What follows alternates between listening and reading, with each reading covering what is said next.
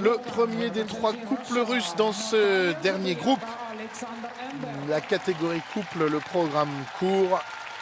Natalia Zabiako, Alexander Henberg ne font pas partie des favoris de ce championnat d'Europe. Mais évidemment, quand on est à Moscou et quand on représente la triple couleur russe, eh bien, il y a toujours du danger. Nous allons voir ce que donne Natalia Zabiako, Alexander Henberg, qui ont terminé 3e lors du championnat de Russie.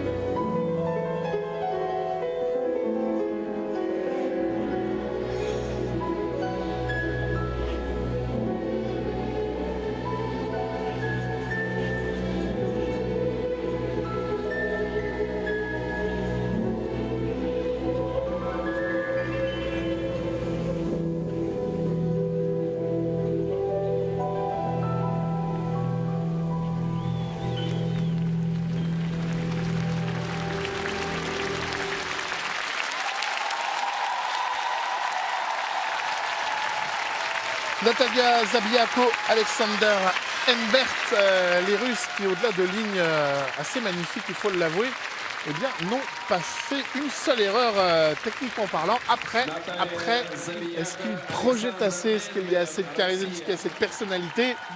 Je vous pose la question et je vous laisse la réponse. Ils projettent un peu, mais ils projettent moins que les 3 couples qui vont suivre, a priori.